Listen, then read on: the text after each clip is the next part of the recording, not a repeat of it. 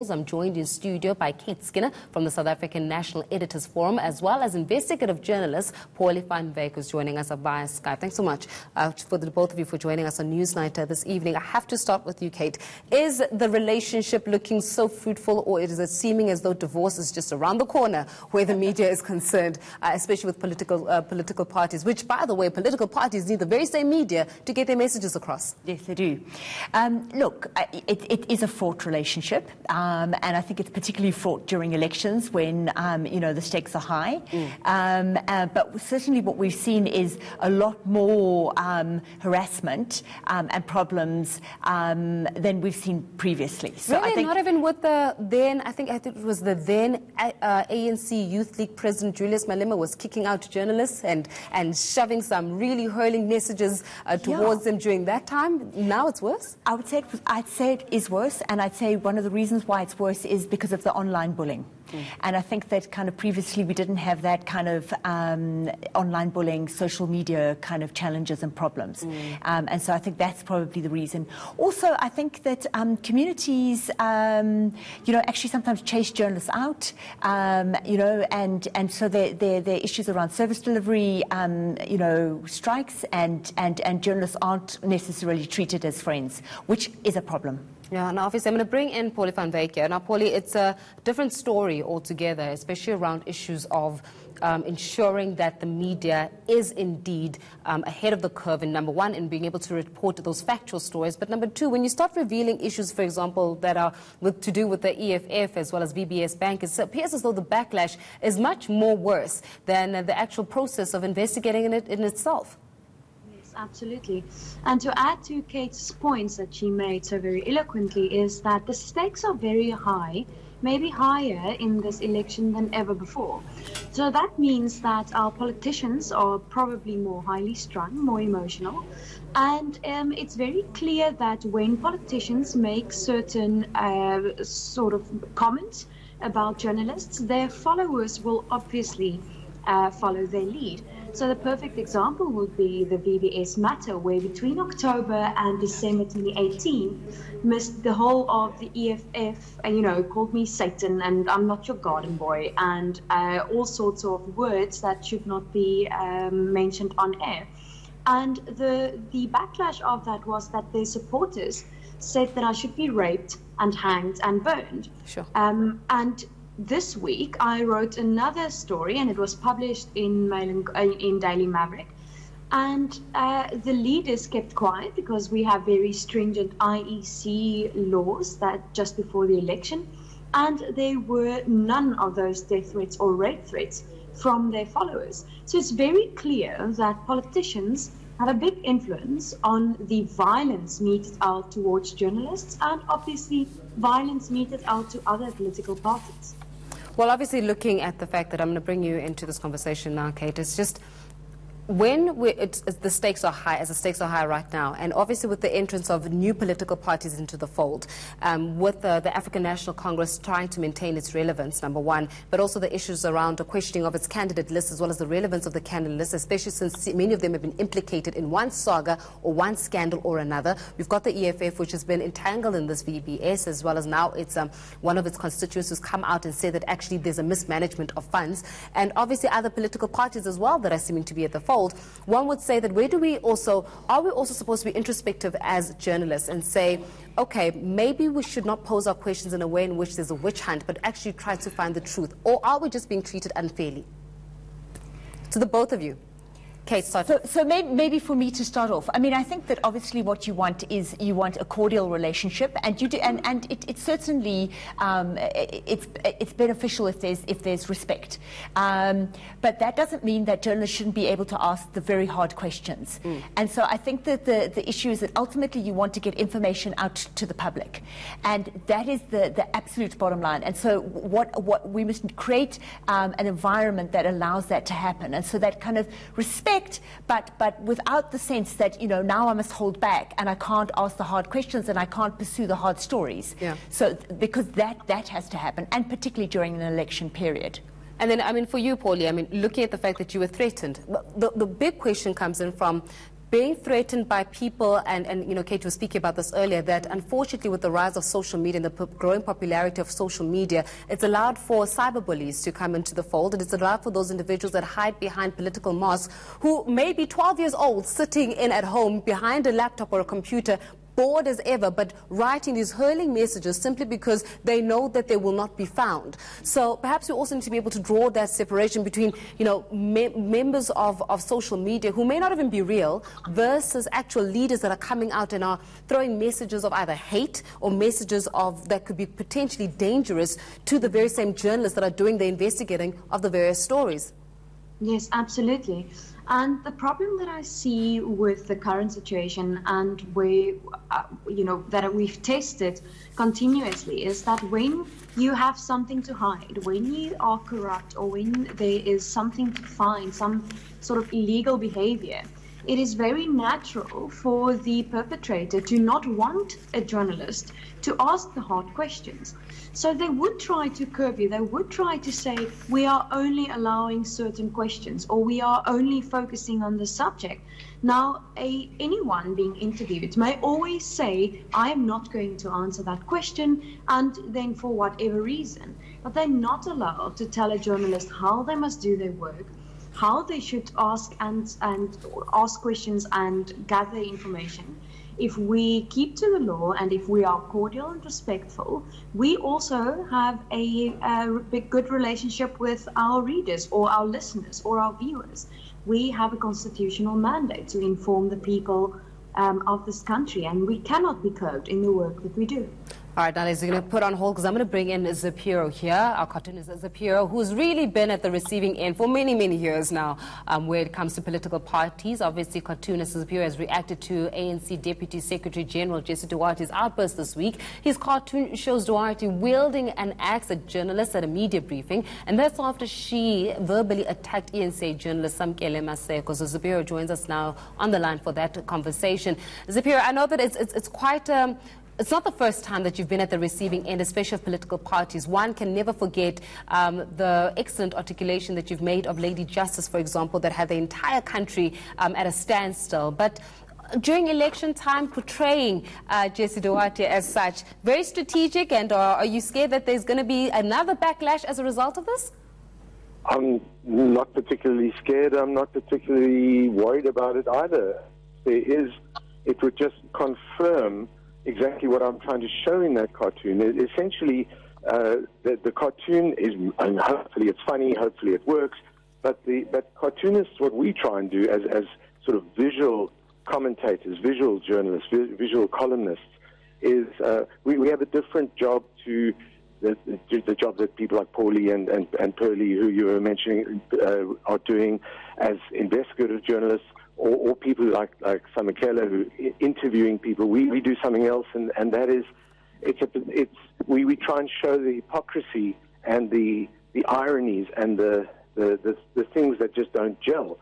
So I mean, Jessie Duarte, it was absurd for not only for her to attack Samkele in that way, but to call him the worst bully that she's ever encountered or whatever. It's so on its head, it's so upside down, and that's the kind of irony that and paradox and contradiction that I'm trying to show. And if then I get attacked again and bullied, well, it shows exactly it shows it. You know, she'll confirm again. It's like a self-fulfilling prophecy. She'll just confirm it again. I must say, I love the way Samkele, after that ridiculous tongue lashing for nothing that he got, and then the ANC had to sort of meet with media and kind of climb down a bit. The next day, I think the next day or the day after, he was on with Ace Magashule, and he just took that gap and he went for the jugular, exactly the way that he should do. And I thought he came off fantastically, and Ace Magashule just showed himself up to be a liar and aggressive, and living in a parallel universe. And that. So I think all of us are working hard to try and expose politicians' lies and to expose hypocrisy and to uncover stories and to highlight paradoxes and contradictions. And I think in a way, the media all different facets of the media are working together in that way. And I think I have to interrupt you there, Jonathan, because you're mentioning a very interesting point about how, you know, it's all the media are forming or gathering together. And allow me to play devil's advocate in this. Could it also be, and I am a member of the media, but could it also be that the media at some point in time does exercise some kind of bias, whether to one political party or to the next, or maybe to even their own feelings about politics in the country, that they negate the fact that the people ultimately need to be the ones that make a decision? In other words, I'm coming in here now and I'm saying I'm going to be introspective even of my own behavior and say, could it be that sometimes as the media we take a biased standpoint when it comes to the way in which we report on politics, the way in which we view the political sphere and the political climate of this country, that we even demonstrated in the types of articles that we write, to a point where it does aggravate that relationship between media as well as political parties? I would say that the notion of objective journalism is something that was kind of popular, I don't know, into sort of late 70s and into the 80s. There was this idea that you had to have absolute balance and all that. I think that notion went out of the window at least 2 decades ago, if not more. And I think that people who are coming to their own conclusions about things that they investigate, who are writing opinion pieces, are able to express their opinions. And I don't think there's any concerted campaign anywhere to, when I said media working together, I mean we're doing similar things. We're doing some similar things. There's no campaign, a united conspiracy campaign, whatever, of media to sort of take down this or that or whatever. People are working individually in different spheres. And we must make a distinction between reporters who are reporting and have to have a degree of balance, and people who are commentating and analyzing and can show whatever, come to whatever conclusions they would like to come to. There's been so much abuse by the ANC in particular, and also by the EFF and various other political groupings in this country, that there's so much that can be said. Sometimes people are even pussyfooting around things that could be said even harder. It's a nonsense that the way that the ANC in particular is scapegoating media. Well, Jonathan, stay on the line for me. Don't go anywhere, because we're going to take on this conversation. I'm going to bring in the two ladies, Pauli as well as Kate, into this conversation. Kate, let me start off with you. And I mean, it's such a difficult conversation to have, because it forces one to take on the side of not only anchor, but a member of the media who has to critically analyze the role in which the media plays. And the media, the very same media, came under fire not so long ago about being too overly familiar with political parties. In other words, stop referring to individuals within the EFF in particular as CIC and being too friendly and wanting to be too overly familiar when you're supposed to be reporting on the stories objectively. In fact, the media came under criticism for not being objective in the way in which they were reporting, simply because it was starting to become very, overly familiar, again, with the political party. So somewhere, somehow, and I know I'm a member of the media, but somewhere, somehow, in order for us to be able to have this intellectual conversation, we must be able to introspect and critically analyze what's been put in front of the table, where media, at some point in time, Pauli, has also gotten it wrong.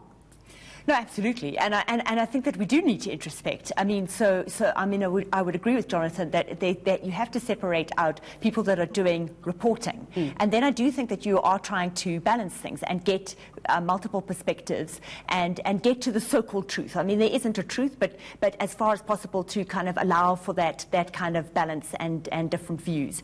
Whereas obviously when you've got your columnists and people like that, then they're going to be putting forward a particular perspective. But I do think that you do want to safeguard that space for reporters to, as far as possible, to really make sure that they do kind of, get the different views and try and balance things out. And I think we don't at times.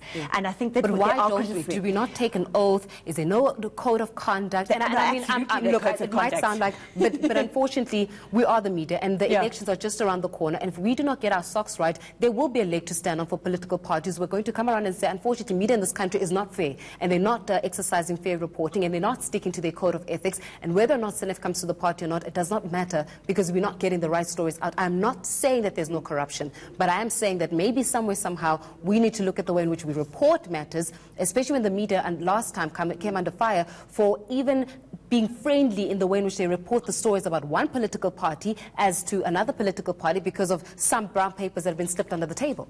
Yeah, so I mean, I think what is interesting is that SANEF is actually going to be holding an inquiry into ethics and credibility issues for this precise reason, to sort of say we don't want to get captured by particular factions, you know, because often when somebody has got a story, they're bringing you the story not just because you're wanting to do, you know, some big public good thing. They have got an axe to grind or something like that. So the issue is that, and that's, I mean, obviously the media is wide. There are many people, you know, and basically ethical. But what we cannot do is rest and think that it's fine and not feel that we have to go back to the press code, that we have to go back to the BCCSA code, the Broadcasting Complaints Commission of South Africa code. We have to, and we have to constantly be trained on it. And I think it's very interesting because I've picked this up from talking to various media houses in terms of saying we must constantly remind ourselves of what that press code says. Because it does talk about ethics and balance and those kind of things. Because the credibility of the media is absolutely critical. There shouldn't be too cozy a relationship between politicians and the media. There shouldn't be. Absolutely not. There shouldn't be a cozy relationship, Paula. I'm going to bring you into this conversation. But unfortunately, there has to be a collaborative effort to try to get accountability in the greater discourse. And unfortunately, those who are at the receiving end of whether terrible reporting or biased reporting or individuals or political parties that take advantage of the space are the voters, right? The electorate, the people that are the masses who suffer as a result of either bias on behalf of the media or even hiding of the truth and arrogance on behalf of political parties. Absolutely. But then I would also want to say, let the aggrieved party take the media either to the press ombud or let them take legal action. It's very easy to use a biased media, in quotation marks, as a scapegoat and to hide behind because of your own illegal activities. So I do not disagree with the fact that some media practitioners may be biased, or that some articles or TV viewership or some sort of documentary or the use of photographs may sometimes create the perception of bias. But it's important then to hold these people to account. And for political parties to say, but you cannot do this, and to ensure that we keep to what we do well and what we do best. The other point to make is also that we have a loyalty towards our readers or our viewers. Now, the problem with that is that I cannot, when I have an investigation and I found fraudulent behavior, I cannot sort of use an euphemism to explain what has happened. I must label it as fraud because the evidence before me shows that this might be fraud. And if it's proved in a court of law, these people should go to jail. Now, it would be very unfair, and it would also speak to the public that will then have a problem with the media if we don't tell them the truth. So there will always be a difficult relationship between media and political parties. I would just again say, if you have a problem with us, take us to court or take us to the ombudsman. But don't yell and don't make certain inflammatory comments, because that is helping no one. Well, thank you very much for that. We're going to leave our conversation with Pauli there. Pauli joining us. Pauli Van Wyk is an investigative journalist joining us via Skype, having this conversation around the media. Jonathan, before we close off this conversation, any last sentiments from you? Pauli was just speaking about how don't be loud and don't hold insults, if you are not unhappy about the way in which something has been reported. And I guess from the other side is also don't make threats and do not threaten to kill somebody just because you do not like the manner in which the truth was revealed. Do not threaten to. Sorry, do not threaten to. Do not make threats and do not make deadly accusations to the members of the media, especially those who have come out with investigative pieces, who are just trying to ensure that people are in the know of what's happening. Absolutely. Thanks for giving me a little bit of what Pauli said. It was very hard to hear her. I could hear almost nothing, but I think I get the gist. I would absolutely agree that I heard her using the word scapegoating as well. That kind of immediate attack that's happening. I think the one thing that I may not have heard Pauli talk about this, so I don't know if it has been mentioned at all, but I think that what a lot of politicians do is they rely on the, I heard Kate talking about the social media and all of that. I think a lot of politicians rely on being able to make a very loud and very, very aggressive attack on anyone who's exposing certain things or asking them difficult questions, and then letting the kind of social media run and letting the echo chambers attack the journalists. You know, you can sort of round up a whole lot of people, and then you can almost create a fake reality, which is that the journalists are all biased, and then you can kind of avert attention from what the journalists are exposing or asking difficult questions about. I think that is something that the public needs to be aware of, how much this is happening in whatever field of journalism one is involved in.